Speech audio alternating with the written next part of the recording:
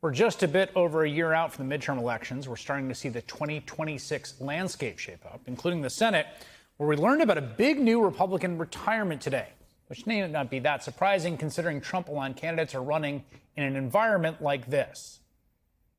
So right now, what we just saw in the report is that we haven't seen inflation at all. If y'all saw the report, that was the question. That wasn't the question.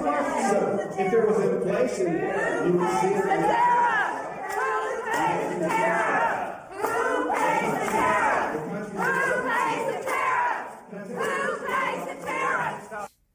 That congressman speaking in Alabama had to sneak out the back door to avoid his angry constituents, and he never answered the question of who pays the tariffs. Meanwhile, in Maine this week, Republican Senator Susan Collins, suddenly vulnerable and facing what will be a well-funded opposition, faced public backlash at a ribbon-cutting event. Let us get through this brief ceremony to celebrate something that really matters to this historic community. What about God? What about God? Shame, shame, shame, shame, shame, shame, shame. There's something really funny about the local ribbon cutting with the soundtrack of Shame, Shame, Shame. Adding to the bad news for Republicans was this week's surprising results in a special election in Iowa, where a Democrat won a deep red district by double digits, breaking a Republican supermajority. So given that context, it's not entirely shocking to learn that Iowa's Republican Senator Joni Ernst is retiring after 2 terms. Ernst had always pledged to serve just 2 terms, but I'm sure her interactions with her own party's base likely didn't provide much incentive to stick around either. She first earned their ire this term when she publicly wavered on supporting former Fox News Weekend host Pete Hegseth to be Trump's Secretary of Defense, though she did ultimately vote to confirm him, and he's been doing a bang-up job, but not before her MAGA credentials were thoroughly scrutinized by all the usual suspects. By the time that storm blew over and Ernst had returned home to defend Trump's big unpopular bill, you could tell her heart just wasn't in it anymore. So when you are arguing about illegals that are receiving Medicaid benefits, 1.4 million, 1.4, they are not eligible. So they will be coming off. So people are not, well, we all are going to die. So for heaven's sakes, folks. I mean, I will say, we have an opportunity to fact check a lot of people on this show. She's right.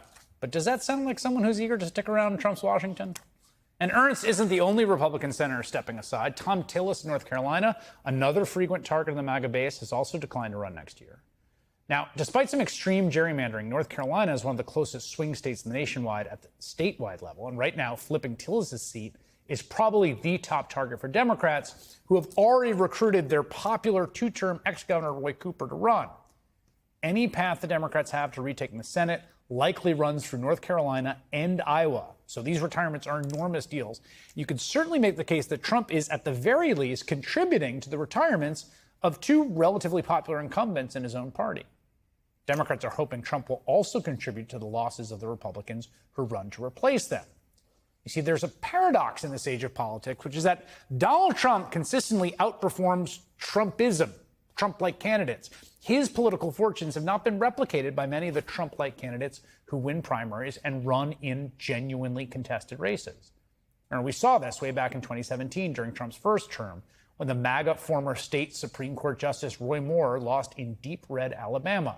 There's also Doug Mastriano, Confederate reenactor, and TV Dr. Mehmet Oz, who both lost in Pennsylvania. Former Heisman Trophy winner and Celebrity Apprentice loser Herschel Walker, who lost in Georgia. Blake Masters and Curry Lake each lost twice in Arizona. And finally, who can forget Mark Robinson, North Carolina's former lieutenant governor, the self-proclaimed Black Nazi, and reported poster on the Nude Africa forums. He lost his gubernatorial race by 15 points the same day Trump carried the state by 3. But you know what they say? Don't let the haters get you down, Mark. After all, with Tillis retiring, there's an open Senate seat in your state. Food for thought.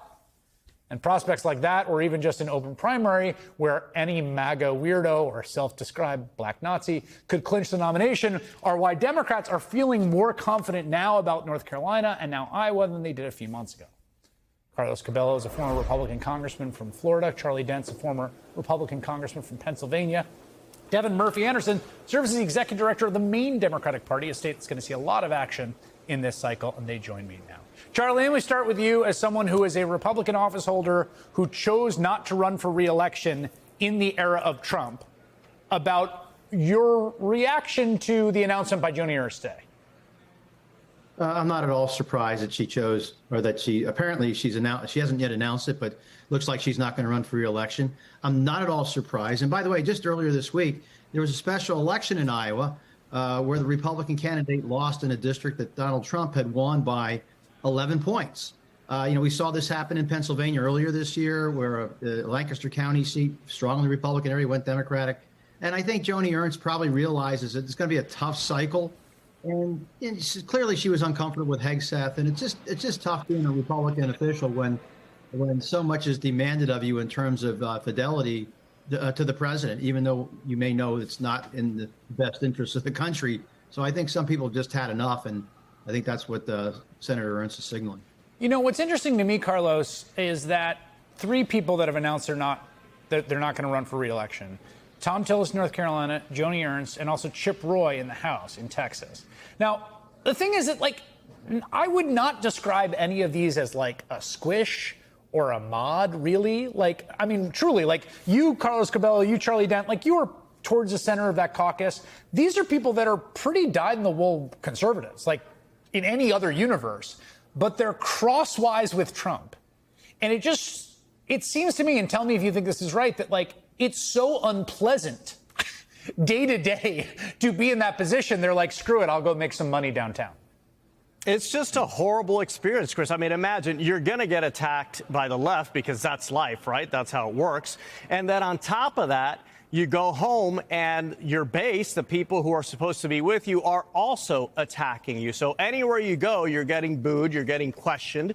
And look, I'm not one that used to complain about a congressional salary, but at some point you say there's got to be something better to do, right? The cost-benefit analysis that I think all of us do when it comes to our work. So a lot of these people are moving on, and I'll tell you, sure, these are probably safe-ish states for Republicans, but you just did a piece on this, Chris. If they get a candidate that is radical enough, they can put these states in play for Democrats, and all of a sudden, Democrats might actually have a shot at, maybe tying the Senate or maybe flipping it.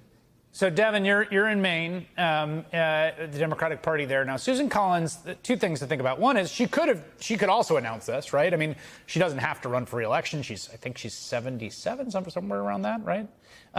So she could retire. She's going to run for re-election. Democrats, there's a little bit of a Lucy in the football thing with her, where you think, okay, look, we carry the state in presidential elections. She's elected statewide. We should be able to take this seat. And yet she has proven herself to be a very deft and able campaigner and win time and time again. Why do you think this will be different?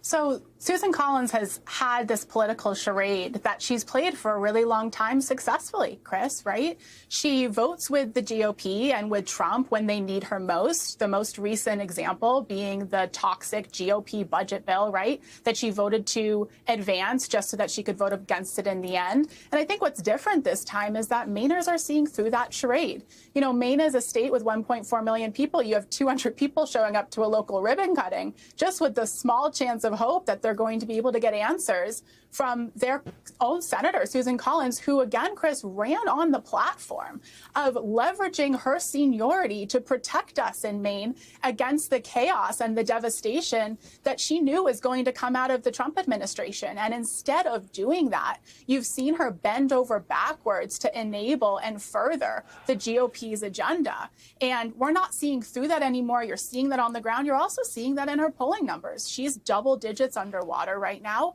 And in 2019, apples to apples, right, a year out from Election Day, she had a positive approval rating. Yeah, that is a good point, and that polling reflects that. Apologies to Senator Collins. She's 72, not 77. I added 5 on there. But that's a baby for the Senate, Chris. Well, she's a baby. Yes, exactly. I mean, that's sort of it's a funny point, but part of the thing, Charlie, too, about Collins running again, if you're the Republicans, is because of how volatile those primaries can be, right? Like, you definitely probably wouldn't want her to retire. Like, if you're the Republican Party and you're looking at Iowa right now, or you're looking at North Carolina, Charlie, you got to be worried about what that primary electorate might come up with, because there's probably 5 or 6 winnable races that have been booted just in the last, 8 years. Well, if Susan Collins were not to run this cycle, that seat would be gone. And by the way, I have to just say something in defense of Senator Collins.